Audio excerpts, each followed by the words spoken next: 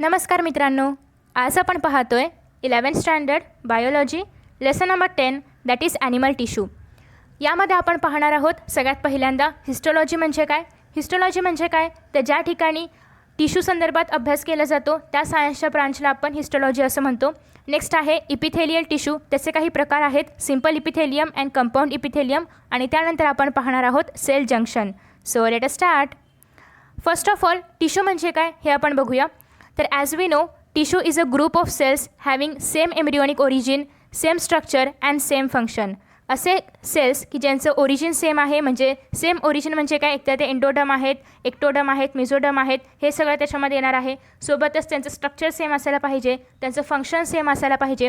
असे जे काही सेल्स असतात त्यांच्या ग्रुपला आपण टिश्यू म्हणणार आहोत. So various tissues combine together in an orderly manner to form large functional unit called as organs. आणि असे सगळे टिश्यूज एकत्र येतात आणि ते टिश्यूज एका पर्टिक्युलर मॅनरमध्ये तयार होतात. कारण ऑब्वियसली जेव्हा आपण एखादं ऑर्गन पाहतो तेव्हा त्या ऑर्गनमध्ये काय काय काम करावं लागणार आहे त्याच्यानुसार टिश्यूज एकत्र येतात आणि त्यापासून तयार होतो एखादं ऑर्गन. आणि एका सेम सिस्टीममध्ये सपोज की डायजेस्टिव्ह सिस्टीम आहे, त्यामध्ये स्टमकची आवश्यकता आहे, स्मॉल इंटेस्टाईन आहे, लार्ज इंटेस्टाईन आहे, सोबतच लिव्हर वगैरे आहे.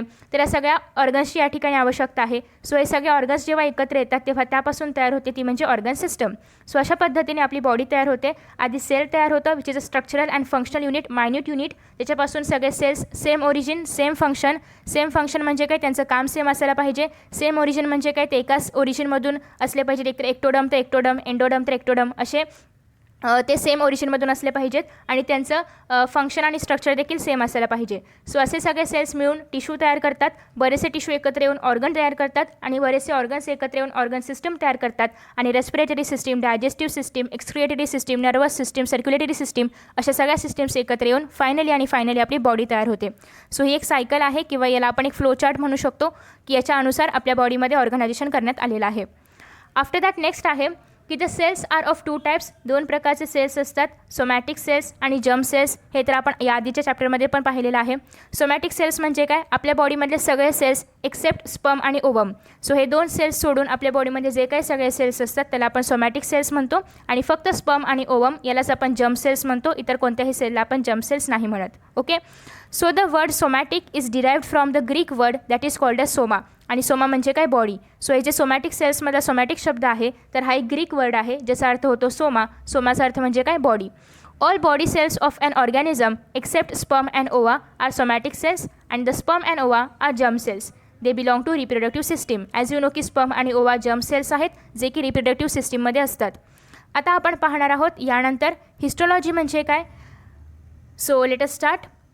The study of structure and arrangement of tissue is called as histology. Histology म्हणजे काय, त्या टिश्यूचं स्ट्रक्चर कसं आहे, त्यांची अरेंजमेंट कशी करण्यात आलेली आहे, या सगळ्याला आपण म्हणतो हिस्टोलॉजी. आणि त्या टिश्यूच्या स्ट्रक्चरनुसार, फंक्शननुसार, त्याच्या अरेंजमेंटनुसार त्याचे जे काही प्रकार पडतात त्या सगळ्याचा अभ्यास आपण हिस्टोलॉजीमध्ये करतो. So there are 4 types of tissues present in animals, namely epithelial tissue, connective tissue, muscular tissue and nervous tissue. 4 प्रकारचे सेल्स आपल्या बॉडीमध्ये असतात. एपिथेलियल टिश्यू, त्यासोबतच आहे कनेक्टिव्ह टिश्यू, मस्क्युलर टिश्यू आणि नर्वस टिश्यू. नेक्स्ट आहे know the scientist. Marie François Xavier Bichat, French anatomist and pathologist, discover tissue. So यांना आपण थोडक्यात झेवियर बिचॅट किंवा मेरी फ्रान्सवा झेवियर बिचॅट, पूर्णात त्यांचं नाव आहे. सो त्यांनी काय केलं होतं, टिश्यूची डिस्कवरी केली होती आणि त्यांना आपण फादर ऑफ हिस्टोलॉजी असंही म्हणतो. आफ्टर दॅट नेक्स्ट आहे एपिथेलियल टिश्यू. आता एपिथेलियल टिश्यूमध्ये जर आपण पाहिलं तर याचं नाव कसं आहे, एपिथेलियलमध्ये एपी म्हणजे काय, अबव, आणि थेलियम म्हणजे काय, लेअर ऑफ सेल्स. आता या ठिकाणी अबव म्हणजे काय, ऑब्वियसली आपल्या बॉडीच्या अप्पर सर्फेसवरती प्रेझेंट असणार आहेत, एक्सटर्नल सर्फेसवरती प्रेझेंट असणार आहेत आणि काही इंटर्नलमध्ये पण प्रेझेंट असतात. सो त्या ठिकाणी त्याचे अनेक प्रकार आहेत. त्याच्यामध्ये स्क्वामस एपिथेलियल आहे, कॉल्युमनार एपिथेलियम आहे, क्युबॉइडल एपिथेलियम आहे. तर त्यांच्या प्रकारानुसार ते आपल्या बॉडीमध्ये प्रेझेंट असतात. फर्स्ट ऑफ ऑल या ठिकाणी epithelial tissue forms a covering on inner and outer surface of the body and organs. So आता या ठिकाणी जर आपण पाहिलं तर आपल्या बॉडीमध्ये आणि ऑर्गन्समध्ये इनर कव्हरिंग फॉर्म करण्याचं आणि सोबतच काही ठिकाणी आउटर कव्हरिंग फॉर्म करण्याचं काम कोण करणार आहे, epithelial tissue. The cells of this tissue are compactly arrange. Compactly म्हणजे काय, एकदम चिटकून अरेंज्ड असतात. यांच्यामध्ये अजिबात स्पेस वगैरे काही प्रेझेंट नसतं. तुम्ही जर या ठिकाणी डायग्राममध्ये पाहिलं, let me show you diagram. So डायग्राममध्ये जर तुम्ही पाहिलं तर हे एकदम चिटकून प्रेझेंट असतात. याला आपण म्हणतो compactly arranged. Okay. So after that next आहे with little intercellular matrix. Intercellular matrix म्हणजे काय? मॅट्रिक्स म्हणजे काय की एक फ्लुइड लाईक मटेरियल असतं. ओके, सो यांच्यामध्ये जर हे सेल्स खूप असे चिटकून प्रेझेंट आहेत तर यांच्यामध्ये स्पेसच नाही आहे. तर फ्लुइड जास्त प्रमाणामध्ये प्रेझेंट असलं की कमी? ऑब्वियसली खूप कमी प्रमाणामध्ये यांच्यामध्ये फ्लुइड प्रेझेंट असतं. Cells rest on non cellular basement membrane. आता हे नॉन सेल्युलर बेसमेंट मेम्ब्रान काय आहे ते पण मी तुम्हाला दाखवते. 1 मिनिट. सो या ठिकाणी जर आपण पाहिलं हे सेल्स आहेत आणि या सेल्सच्या जर आपण खाली पाहिलं तर या ठिकाणी तुम्हाला बेसमेंट मेम्ब्रान पाहायला मिळते. बेसमेंट मेम्ब्रान म्हणजे काय? तर हे सेल्स एका मेम्ब्रानवरती लाय होतात. एका मेम्ब्रानवरती या सेल्सचा एक लेअर तयार होतो, त्याला आपण म्हणणार आहोत, त्या लेअरला त्या खालच्या मेम्ब्रानला आपण म्हणणार आहोत बेसमेंट मेम्ब्रान. आणि हे जे बेसमेंट मेम्ब्रान आहे त्याचे पण पुढे 2 प्रकार पडतात. एक तर बेसल लॅमिना आणि सोबतच फायबरस लॅमिना. म्हणजे ह्याच्यामधला जो वरचा भाग असतो ज्या ठिकाणी सेलचा थर राहणार आहे तर त्या वरच्या लेअरला आपण म्हणणार आहोत बेसल लॅमिना आणि जे खालचा लेअर आहे त्याला आपण म्हणणार आहोत फायबरस लॅमिना. हे 2 लेअरचं असतं. ओके, जे बेसमेंट मेम्ब्रान आहे तर ते 2 लेअरचं असतं. आफ्टर दॅट नेक्स्ट आहे ओके, सो नेक्स्ट या ठिकाणी सांगण्यात आलेलं आहे की सेल्स आर पॉलिगोनल. पॉलिगोनल म्हणजे काय? त्यांना कितीही प्रकारचे एजेस असू शकतात, कितीही एजेस असू शकतात किंवा काही सेल्स क्युबॉइडल असतात, काही सेल्स कोल्युमिनार असतात. कोल्युमिनार म्हणजे लाईक कॉलम अशा पद्धतीने असतात, तर काही क्युबॉइडल म्हणजे क्युबॉइडच्या शेपमध्ये असतात. ओके, सो ते डिपेंड करणार की त्यांचं फंक्शन काय आहे, त्यांचं स्ट्रक्चर कसं असायला पाहिजे याच्यावरती. नेक्स्ट आहे single nucleus is present at the centre or at the base. आता या ठिकाणी हे जे सेल्स आहेत या सेल्समध्ये एक न्यूक्लियस प्रेझेंट असतं बेसवरती किंवा सेंटरमध्ये. आता ते डिपेंड आहे की सेल कोणत्या प्रकारचा आहे. जर तुम्ही या ठिकाणी पाहिलं तर सेल कसा आहे? चपटा आहे, सो त्याच्यामुळे या ठिकाणी सेंटरमध्ये न्यूक्लियस आहे. जर तुम्ही नेक्स्ट या ठिकाणी पाहिलं तर सेल कसा आहे? या ठिकाणी कॉल्युमिनार आहे, कॉलम्सच्या शेपमध्ये आहे, त्याच्यामुळे या ठिकाणी न्यूक्लियस कुठे आहे? खाली आहे. तर ते डिपेंड करणार की सेल कोणत्या प्रकारचा आहे, त्यानुसार तिथे न्यूक्लियस सेंटरमध्ये असायला पाहिजे की बेसमध्ये असायला पाहिजे हे ठरतं. आफ्टर दॅट नेक्स्ट जर आपण पाहिलं तर या ठिकाणी सांगण्यात आलेलं आहे की धिस टिश्यू इज एवॅस्क्युलर. एवॅस्क्युलर म्हणजे काय? तर या टिश्यूला डायरेक्ट ब्लड सप्लाय मिळत नाही किंवा या प्रकारच्या टिश्यूजमध्ये डायरेक्ट तुम्हाला ब्लड वेसल्स पाहायला मिळणार नाहीत. सो याला आपण म्हणणार आहोत avascular. It has good capacity of regeneration. हे खूप फटाफट रिजनरेशन करतात. जसं की आपण जर आपल्या स्किनवरती पाहिलं तर आपल्या स्किनला जर काही लागलं तर तिथले सेल्स लगेच निघून जातात, पण लगेच नवीन सेल्स पण येतात. कशाने? सेल डिव्हिजन होतं, त्यालाच आपण म्हणणार आहोत रिजनरेशन होतं आणि त्यामुळे सेल्स लगेच त्या ठिकाणी तयार होऊन टिश्यूज तयार होतात पहिल्यासारखे. आफ्टर दॅट नेक्स्ट आहे major function is protection and it also helps in absorption, transport, filtration and secretion. याचं सगळ्यात महत्त्वाचं फंक्शन काय आहे? प्रोटेक्शन करणं. जसं की आपल्या स्किनच्या आतमधल्या लेअरला ते प्रोटेक्ट करतं. त्याचबरोबर काही ठिकाणी हे ॲब्झॉर्प्शनचं काम करतं, काही ठिकाणी फिल्टरेशनचं. किडनीमध्ये वगैरे जे सेल्स आहेत, जे टिश्यूज आहेत तर ते फिल्टरेशनचं काम करतात. काही ठिकाणी सिक्रिशनचं काम केलं जातं आणि त्याच्या अकॉर्डिंगली त्यांचं स्ट्रक्चर वगैरे ठरतं. Epithelial tissue is classified into 2 types. या एपिथेलियल टिश्यूचं पुन्हा 2 प्रकारामध्ये क्लासिफिकेशन केलं जातं. एक तर सिम्पल एपिथेलियम आणि दुसरं म्हणजे कंपाऊंड एपिथेलियम. आता सिम्पल नावामध्ये सिम्पल आहे याचा अर्थ हे सिंगल लेअर्ड असतात, त्यांचं फक्त एकच लेअर प्रेझेंट असतो. आणि कंपाऊंड नावामध्ये कंपाऊंड आहे याचा अर्थ हे 2 किंवा 2पेक्षा जास्त लेअर्समध्ये प्रेझेंट असतात. ओके, सो अशा पद्धतीने 2 प्रकारचे एपिथेलियल टिश्यूचे 2 प्रकार पडतात, सिम्पल एपिथेलियम आणि compound epithelium. Okay, so after that next सगळ्यात पहिल्यांदा आपण पाहतोय सिम्पल एपिथेलियम आणि त्यामधला महत्त्वाचा टॉपिक आहे तो म्हणजे स्क्वामस एपिथेलियल टिश्यू. पहिला प्रकारचा टिश्यू आहे. नेक्स्ट आपण क्युबॉइडल, कॉल्युमिनार, सिलिएटेड वगैरे पाहणार आहोत. So squamous epithelial tissue. Cells of this tissue are flat. सगळ्यात महत्त्वाचं एकदम चपटे जे कोणते टिश्यू असतील तर ते आहे स्क्वामस एपिथेलियल टिश्यू. एकदम चपटे असतात, थिन असतात, खूप बारीक आहेत. पॉलिगोनल म्हणजे यांचा शेप कसाही आहे, कसाही म्हणजे कितीही कोण त्याला असू शकतात. नेक्स्ट आहे विथ सिरॅटेड मार्जिन. यांच्या दोघांच्यामध्ये मार्जिन वगैरे तयार होते 2 सेल्सच्यामध्ये.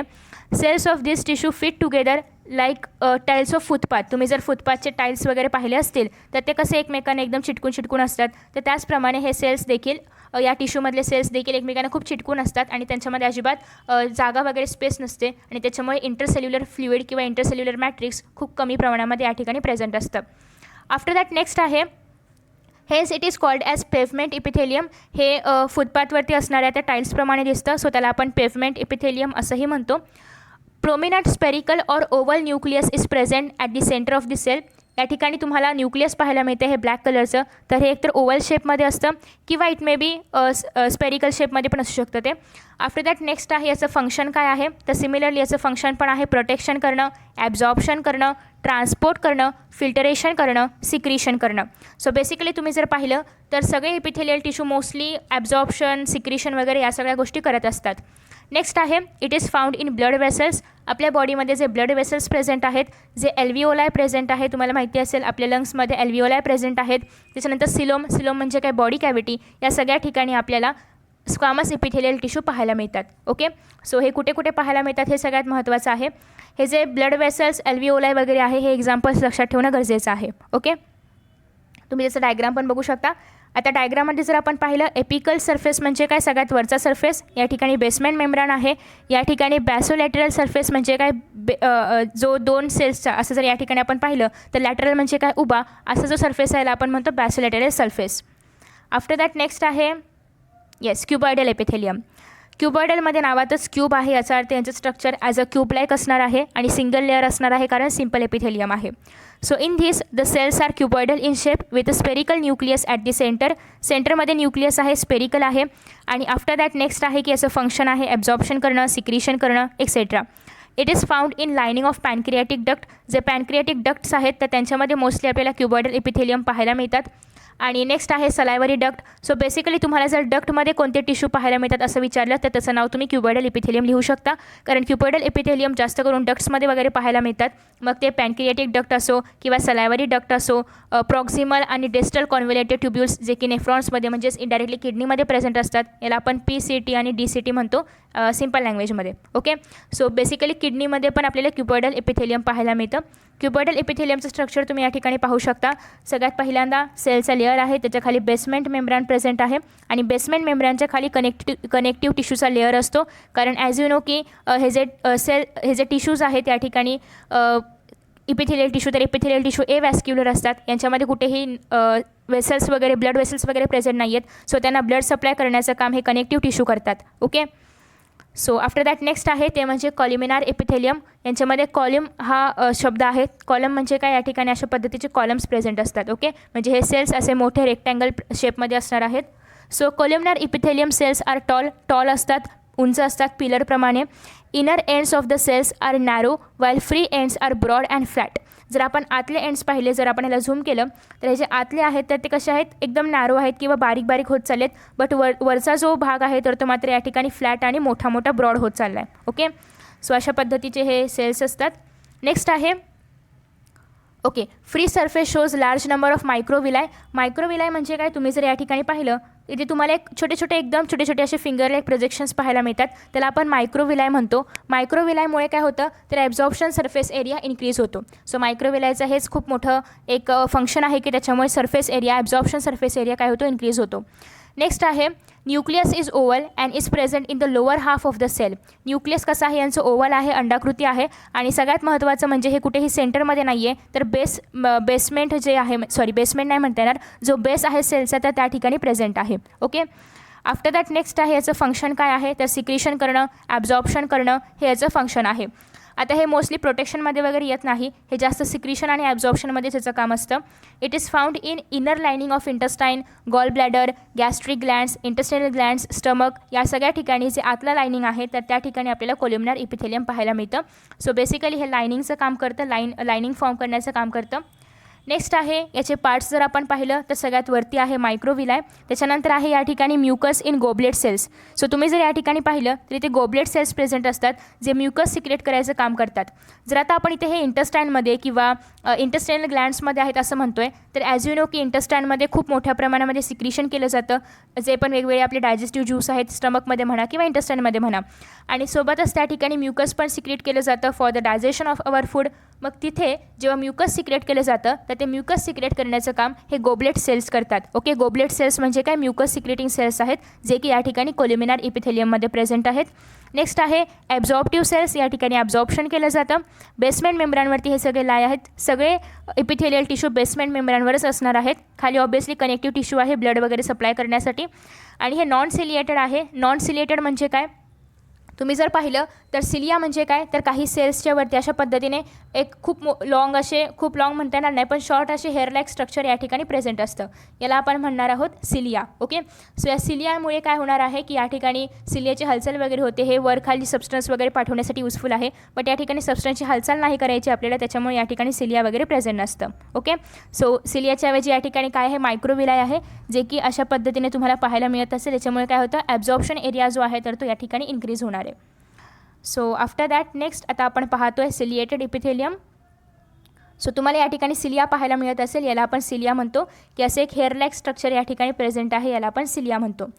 Cells of the tissue are cuboidal or columnar. आता सिलिएटेडमध्ये क्युबॉइडल पण असू शकतात किंवा कॉलमिनार पण असू शकतात. बेसिकली जर आपण क्युबॉइडलावरती सिलिया असेल तर त्याला आपण म्हणणार आहोत क्युबॉइडल सिलिएटेड इपिथेलियम. जर कॉलमिनारलावरती सिलिया प्रेझेंट असेल तर कॉलमिनार सिलिएटेड इपिथेलियम. सिम्पल. सो यांचे जे फ्री एंड्स असतात, फ्री एंड्स म्हणजे काय, वरचा जो भाग आहे याच्यावरती अशा पद्धतीचे सिलिया प्रेझेंट असतात आणि सोबतच आर ब्रॉड, वरचा एरिया ब्रॉड असतो, खालचा एरिया ऑपोपस बारीक निमुळता होत जाणार आहे आणि हे देखील बेसमेंट मेम्ब्रेनवरती आपल्याला पाहायला मिळतात. आफ्टर दॅट नेक्स्ट आहे free ends show hair like cilia. Nucleus is oval and placed at basal end. Nucleus oval शेपमध्ये आहे आणि खाली सेलच्या खाली आपल्याला पाहायला मिळतं बेसल एंडवरती आपल्याला पाहायला मिळतं. फंक्शन काय आहे याचं, to create a movement of material किंवा सबस्टन्स इन कॉन्टॅक्ट, म्हणजे त्याच्या कॉन्टॅक्टमध्ये जेही कुठलं सबस्टन्स किंवा मटेरियल येईल त्याच्यामध्ये मुवमेंट दाखवण्याचं काम कोण करणार आहे, सिलिएटेड इपिथेलियम. सोबतच ही मुवमेंट एका स्पेसिफिक डायरेक्शनमध्ये असते. असं नाही की ते कसे पण हलणार आणि सबस्टन्सला कसे पण फिरवणार असं नाही आहे. तर ही मुवमेंट एका पर्टिक्युलर डायरेक्शनमध्ये होत असते. सगळं एकाच वेळी इकडे, सगळं एकाच वेळी इकडे असे ते मूव करत असतात. त्यांच्यामध्ये पण एक कॉर्डिनेशन आहे. After that next and thus able to prevent entry of foreign particle in the trachea. आणि हे आपल्या ट्रॅकियामध्ये बेसिकली प्रेझेंट असतात. आणि ट्रॅकियामध्ये जर आपण पाहिलं, ही आपली ट्रॅकिया आहे, तर ट्रॅकियामध्ये हे प्रेझेंट असतात आणि हे नेहमी अशा या दिशेने, वरच्या दिशेने हे हलत असतात. वरच्या दिशेने का हलतात, तर सपोज की एखादं कुठलं पण धुळीचा वगैरे कण जर या ठिकाणी आला तर ते त्या कणाला बाहेर, म्हणजे तोंडावाटे बाहेर जावं असं पाठवत असतात या सिलियाच्या मार्फत. आणि ते सिलिया त्या लेअरला किंवा त्या कणाला वरती घेण्याचं काम करतं आणि मग आपल्याला शिंका वगैरे येतात तर ते आपल्या जे पण धुलीकण वगैरे असेल तर तो बाहेर पडण्याचं काम या सिलियामुळे होतं किंवा सिलिएटेड इपिथेलियममुळे होतं. सो बेसिकली ते त्या पार्टिकलला बाहेर ढकलतं.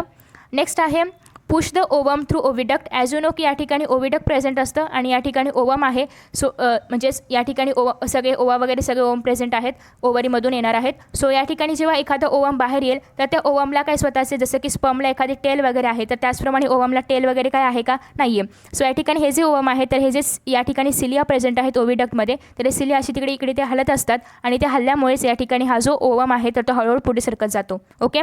सो बेसिकली त्या ठिकाणी पण सिलिएटेड इपिथेलियम खूप महत्त्वाचे आहेत. नेक्स्ट आहे या ठिकाणी it is found in inner lining of buccal cavity of frog. फ्रॉगची जी बकल कॅव्हिटी आहे, बकल कॅव्हिटी म्हणजे जी ओरल कॅव्हिटी आहे, तर त्याच्यामध्ये पण सिलिएटेड इपिथेलियम प्रेझेंट असतात. नेसल कॅव्हिटीमध्ये असतात. नाकामध्ये पण तुम्हाला काहीसे केसांसारखं स्ट्रक्चर पाहायला मिळत असेल. तर यासाठी की कोणतेही फॉरेजन मटेरियल आतमध्ये जाऊ नये आणि गेलंच तरी ते सिलिएटेड इपिथेलियम आपल्या असं हलवून ते जे सिलिया आहेत तर ते हलवतात आणि त्याद्वारे ते जे फॉरेजन मटेरियल आहे तर ते बाहेर येतं. नेक्स्ट आहे ट्रेकिया. सांगितल्याप्रमाणे ओविडक्ट ऑफ वर्टेब्रेट्स, त्यामध्ये पण प्रेझेंट असणार आहे ciliated epithelium for the movement of ovum. तर अशा पद्धतीने आपण याचं कुठे प्रेझेंट असतं आणि याचं फंक्शन काय आहे ते पाहिले. नेक्स्ट आपण पाहतो आहे ग्लँड्युलर इपिथेलियम. नावातच ग्लँड आहे, याचा अर्थ हे ग्लँड्समध्ये वगैरे प्रेझेंट असणार आहे. So here the cells may be columnar, cuboidal or pyramidal in shape. आता या ठिकाणी जर आपण पाहिलं तर याच्यामध्ये पण काही कोलिमिनार असतील, काही क्युबॉइडल असतील, काही पायरॅमिडल असतील आणि सोबतच जे न्यूक्लियस आहे तर ते खूप लार्ज असतं. तुम्ही जर या ठिकाणी पाहिलं तर हे एवढं मोठं असं इलॉंगेट झालेलं किंवा मोठं असं न्यूक्लियस या ठिकाणी पाहायला मिळतं.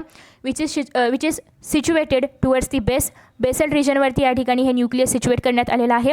Secretory granules are present in the cytoplasm. Obviously हे ग्लँड्स आहेत आणि ग्लँड्स काय करतात, सिक्रिशन करतात. त्याच्यामुळे या ठिकाणी जर आपण पाहिलं तर सिक्रिटरी ग्रॅन्युल्स प्रेझेंट आहेत. इथे आता तुम्हाला म्युकस पाहायला मिळते, म्हणजे हे सेल्स काय करणार आहेत, म्युकस सिक्रेट करण्याचं काम करणार आहेत. आणि म्युकस कोण सिक्रेट करतं, ॲज यू नो की गोबलेट सेल्स या ठिकाणी म्युकस सिक्रेट करतात. मग या ठिकाणी कोणते सेल्स प्रेझेंट असायला पाहिजे त्या टिश्यूमध्ये, गोबलेट सेल्स. ओके. गोबलेट हे युनिसेल्युलर सेल्स आहेत, सिंगल सेल्युलर सेल्स आहेत. आफ्टर दॅट नेक्स्ट आहे okay. So the glands may be unicellular. हे जे ग्लँड्स असतात ते युनिसेल्युलर असतात कारण याच्यामध्ये गोबलेट सेल्स प्रेझेंट असतात. सिंगल सेल आहे गोबलेट सेल. सो और मल्टीसेल्युलर जर असतील तर ते सलायवरी ग्लँडमध्ये प्रेझेंट आहेत. सलायवरी ग्लँड तुम्हाला माहिती असेल, ज्या ठिकाणाहून सलायवा सिक्रेट होतं त्याला आपण सलायवरी ग्लँड्स म्हणतो. सो सलायवरी ग्लँड्स मल्टीसेल्युलर आहेत तर गोबलेट सेल्स युनिसेल्युलर आहेत. Depending on the number of सेल्सचा नंबर किती आहे याच्यानुसार मल्टीसेल्युलर आणि युनिसेल्युलर हे दोन प्रकार पडतात. Depending on mode of secretion आता कोण किती प्रमाणामध्ये सिक्रिशन करतं आहे याच्या आधारावरती आपण त्यांचे प्रकार करतो. Multicellular glands can be classified as duct bearing. Duct bearing म्हणजे काय, त्यांच्यामध्ये डक्ट प्रेझेंट असणार आहे. आणि डक्ट काय करणार आहे, डक्ट बिअरिंग असेल त्याला आपण एक्झोक्राईन म्हणतो. आणि डक्टमधून काय पास आउट केलं जाणार आहे तर एन्झाईम्स. बेसिकली जे एक्झोक्राईन असतात तर ते एन्झाईम सिक्रेट करण्याचं काम करणार आहेत. आणि जे एंडोक्राईन आहेत ते डक्टलेस आहे, यांच्यामध्ये डक्ट प्रेझेंट नाही आहेत आणि हे काय करतात, हॉर्मोन सिक्रेट करण्याचं काम करतात. मग डक्ट नाही आहे तर हे काय करणार, मग डायरेक्ट हार्मोन जे आहे तर ते ब्लडमध्ये सोडलं जातं. ज्याला पाहिजे तो ते हॉर्मोन घेईल आणि स्वतःचं काम करेल. आणि जर डक्ट असेल तर डायरेक्ट ज्या पार्टला एन्झाईम पाहिजे आहे त्या पार्टवरती एन्झाईम पोहोचवलं जातं. डक्ट म्हणजे काय, सिम्पल वायर असतात. ओके, वायरिंग जसं असतं आपल्याला इलेक्ट्रिसिटी वगैरे पोहोचवण्यासाठी, त्याप्रमाणे आपल्या बॉडीमध्ये स्किन किंवा सेल्सच्या वायरिंग असतात. त्या प्रेझेंट असतील तर त्याला आपण म्हणणार आहोत एक्झोक्राईन ग्लँड्स आणि प्रेझेंट नसतील तर एंडोक्राईन ग्लँड्स. आणि एंडोक्राईन ग्लँड्स हॉर्मोन सिक्रेट करतात तर एक्झोक्राईन ग्लँड्स एन्झाईम सिक्रेट करतात. सो या ठिकाणी तुम्ही स्ट्रक्चर बघू शकता. इथे पण मायक्रोविलाय प्रेझेंट आहेत for increasing the absorption area. Next mucus आहे, mucus secreted by goblet cells. Cytoplasm obviously सगळ्या सेल्समध्ये असणार आहे. न्यूक्लियस आहे, सेल मेम्ब्रान आहे, ॲब्झॉर्प्टिव्ह सेल आहे आणि ऑब्वियसली खाली बेसमेंट मेम्ब्रान पण असणार आहे, कारण हे कसं आहे, इपिथेलियल सेल. सो नेक्स्ट आहे की एक्झोक्राईन ग्लँड्स जे आहेत pour their secretion at a specific sites, कारण यांच्यामध्ये काय प्रेझेंट आहे, डक्ट वायरिंग प्रेझेंट आहे. सो ते ज्या ठिकाणी पाहिजे त्याच ठिकाणी नेऊन एन्झाईम्स किंवा सिक्रिशन देणार आहेत. मग सलायवरी ग्लँडमध्ये पाहिजे असेल तर सलायवरी ग्लँडमध्ये पोहोचवणार, स्वेट ग्लँडमध्ये पाहिजे असेल स्वेट ग्लँडमध्ये पोहोचवणार. पण जे एंडोक्राईन ग्लँड्स आहेत release their secretion directly to the ब्लडमध्ये पाठवतात ते त्यांचं सिक्रिशन, आणि ज्याला हवं असेल ते सिक्रिशन ते ॲब्झॉर्ब करून घेतं. सो फंक्शनमध्ये जर आपण पाहिलं तर secrete the mucus that trap the dust particles. So mucus काय करतं, त्या डस्ट पार्टिकल्स जे पण असतील, जे पण फॉरिजिन मटेरियल आहे तर त्याला ट्रॅप करण्याचं काम करतं. Lubricates the inner surface of respiratory and digestive tracts. जे डायजेस्टिव्ह ट्रॅक्ट्स आहेत म्हणजे जे पण इसोफेगस आहे, जे पण ट्रेकिया वगैरे आहे, तर या सगळ्यांना ल्युब्रिकेट करण्याचं काम करतं. सिक्रिशन ऑफ एन्झाईम्स आणि हॉर्मोन्स. एन्झाईम्स कोण सिक्रेट करतात, एक्झोक्राईन ग्लँड्स, आणि हॉर्मोन्स कोण सिक्रेट करतात, endocrine glands. Okay, so next आता आपण पाहणार आहोत सेन्सरी इपिथेलियल टिश्यू. नावामध्ये सेन्सरी आहे म्हणजे काय करणार आहेत, हे सेन्स वगैरे किंवा जे पण स्टिम्युलस वगैरे आहेत तर ते देण्याचं काम करणार आहेत.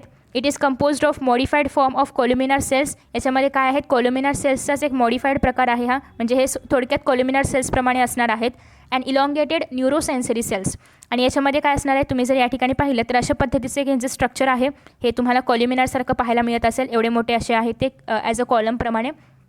आफ्टर दॅट नेक्स्ट आहे की सेन्सरी हेअर्स आर प्रेझेंट. यांच्यामध्ये सेन्सरी हेअर्स प्रेझेंट आहेत की ज्यामुळे त्यांना सेन्स होतं, आणि त्याला आपण रिसेप्टर्स पण म्हणू शकतो, ज्यामुळे त्यांना कळतं की कोणतं स्टिम्युलस द्यायचं आहे, काय सेन्सेशन आहे ते सगळं त्यांना कळतं.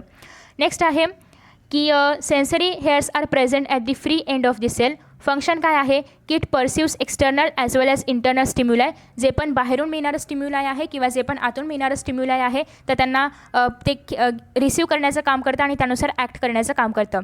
ते कशामध्ये पाहायला मिळतात, फाउंड इन नोज. नोज म्हणजे काय, ऑल फॅक्टरी. ऑल फॅक्टरी म्हणजे काय, असे ऑर्गन्स की जे स्मेल करतात. ओके, स्मेल करणारे ऑर्गन्सला आपण म्हणणार आहोत ऑल फॅक्टरी ऑर्गन्स, जे की आहे नाक. नेक्स्ट आहे इयर. ऑडिटरी म्हणजे कानामध्ये जे आपले हेअर्स प्रेझेंट असतात त्याला आपण म्हणणार आहोत ऑडिटरी हेअर सेल्स. नेक्स्ट आहे आईमध्ये पण आपल्या फोटो रिसेप्टर्स असतात, जेणेकरून आपल्या डोळ्यामध्ये लाईट गेल्यानंतर आपले रेटिना वगैरे ॲक्टिवेट होतं. तर या सगळ्यामध्ये प्रेझेंट असणार आहेत सेन्सरी एपिथेलियल टिश्यू. स्ट्रक्चर या ठिकाणी तुम्हाला पाहायला मिळत असेल ऑल फॅक्टरी बल्बमध्ये, त्यासोबतच ऑल फॅक्टरी ट्रॅकमध्ये, त्याच्यानंतर एक्झॉन वगैरे या ठिकाणी प्रेझेंट आहे. ज्याप्रमाणे न्यूरोसेल्समध्ये किंवा न्यूरोसेन्सरी सेल्स असल्यामुळे या ठिकाणी एक्झॉन वगैरे सगळं काही प्रेझेंट आहे. रिसेप्टर्स वगैरे प्रेझेंट आहे, ते सगळे स्टिम्युलाय वगैरे सेन्स करण्यासाठी, रिसीव्ह करण्यासाठी. ओके, आफ्टर दॅट नेक्स्ट आहे, थोडक्यात सांगितलं आहे ते म्हणजे जर्मिनल इपिथेलियम. जर्मिनल इपिथेलियम म्हणजे काय, तर हे असे इपिथेलियम आहेत की ज्यांच्यामध्ये मिओसिस होतं. आत्तापर्यंत आपण जे सगळे इपिथेलियम पाहिले त्यांच्यामध्ये फक्त मायटोसिस होतं. ओके, बट हे जे सेल्स आहेत जर्मिनल यांच्यामध्ये मिओसिस होणार आहे. त्यांच्यामध्ये मिओसिस का होतं, तर हे कुठे पाहायला मिळतात, हे ओव्हरीमध्ये वगैरे पाहायला मिळतात. तर याच्यामुळे यांच्यामध्ये याला आपण जर्मिनल इपिथेलियम म्हणणार आहोत, आणि यांच्यामध्ये मिओटिक डिव्हिजन होतं. ओके, कारण यांना काय करायचं असतं, हॅप्लॉइड गॅमेट्स तयार करायचे असतात. सो बेसिकली ओवमच्या लायनिंगमध्ये वगैरे आपल्याला हे सेल्स पाहायला मिळतात, त्याला आपण म्हणतो जर्मिनल इपिथेलियम. आणि जर्मिनल इपिथेलियम हेच असे सेल्स आहेत की which only divide by meiotic cell division. Okay, next आहे सो नेक्स्ट आता आपण पाहणार आहोत that is compound epithelium. Compound इपिथेलियममध्ये पण दोन प्रकार आहेत, स्ट्रॅटिफाईड आणि ट्रान्झिशनल. स्ट्रॅटिफाईड म्हणजे काय, लेअर असणारं. स्ट्रॅटिफाय म्हणजे काय, बेसिकली लेअर असणं. सो या ठिकाणी तुम्हाला कंपाऊंड इपिथेलियममध्ये बरेचसे लेअर पाहायला मिळणार आहेत, कारण कंपाऊंड इपिथेलियम मल्टी लेअर्ड असतं. सो फर्स्ट वन आहे that is stratified epithelium. Nucleus is present in stratum germinativum, म्हणजे या ठिकाणी जो म्हणजे थोडासा या ठिकाणी जो खालचा लेअर असतो त्या ठिकाणी यांचं न्यूक्लियस प्रेझेंट असतं. Cells at free surface become flat and lack nucleus called as stratum corneum.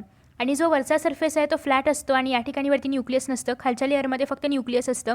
आणि जर आपण या ठिकाणी पाहिलं तर हा जो वरचा लेअर आहे याला आपण स्ट्रॅटम कॉर्नियम म्हणतो. बेसिकली यामध्ये पण दोन प्रकार पडतात. एक तर स्ट्रॅटिफाईड असतात, त्याच्यामध्ये केराटिनाइज्ड. ओके, पहिला प्रकार असतो केराटिन, तुम्हाला केराटिन माहिती असेलच ना. सो केराटिनाइज्ड आणि दुसरं म्हणजे नॉन केराटिनाइज्ड. आता केराटिनाइज्ड कुठे कुठे असतं, जसं की आपल्या हेअर्समध्ये किंवा आपल्या नेल्समध्ये असतात ते म्हणजे केराटिनाइज्ड. आणि नॉन केराटिनाइज्ड कुठे कुठे असतं, बकल कॅव्हिटीमध्ये वगैरे नॉन केराटिनाइज्ड स्ट्रॅटिफाईड एपिथेलियम पाहायला मिळतात. सोबतच हे जे कॉर्नियम आहे, कॉर्नियम म्हणजे पण बेसिकली केराटिन. ओके, सो या ठिकाणी स्ट्रॅटम कॉर्नियममध्ये काय, एक केराटिनाइज्ड लेअर यांच्यावरती प्रेझेंट असतो. एकदम वरचा थर असतो, सगळ्यात वरचा थर, सगळ्यात अप्परमोस्ट थर जो असतो तर तो असणार आहे केराटिनचा.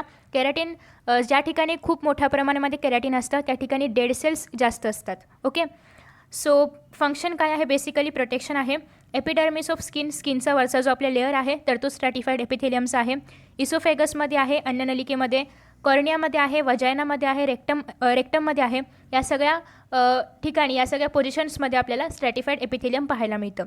आणि स्पेशली जर स्ट्रॅटिफाईड नॉन केराटिनाइज्ड एपिथेलियम विचारलं असेल तर ते फक्त बकल कॅव्हिटीमध्ये पाहायला मिळतं. या ठिकाणी कुठे समावेश नाही केला आहे, सो ते तुम्ही लक्षात ठेवलं नाही ठेवलं तरी पण चालेल, ॲज यू विश. तुम्ही जर नीट किंवा MST CET देणार असाल तर मात्र लक्षात ठेवा. नेक्स्ट आहे ट्रान्झिशनल एपिथेलियम. ट्रान्झिशनल म्हणजे काय, लवचिक, म्हणजे आपण त्यांचा शेप वगैरे चेंज, म्हणजे शेप म्हणण्यापेक्षा आपण ते कॉन्ट्रॅक्ट आणि रिलॅक्स करू शकतो. ओके, याला आपण म्हणणार आहोत transitional epithelium. So structure of transitional epithelium is same like stratified epithelium. Structure same आहे, लेअर जास्त असणार आहेत, मल्टी लेअर्ड असणार आहे, हे सगळं सेम आहे. The cells can undergo a change in the shape and structure. त्यांच्या शेपमध्ये कॉन्ट्रॅक्शन आणि रिलॅक्सेशन होत असल्यामुळे चेंजेस होतात. सोबतच किती प्रमाणामध्ये आपण त्याला स्ट्रेच करतो याच्यावरती हे सगळं डिपेंड असतं.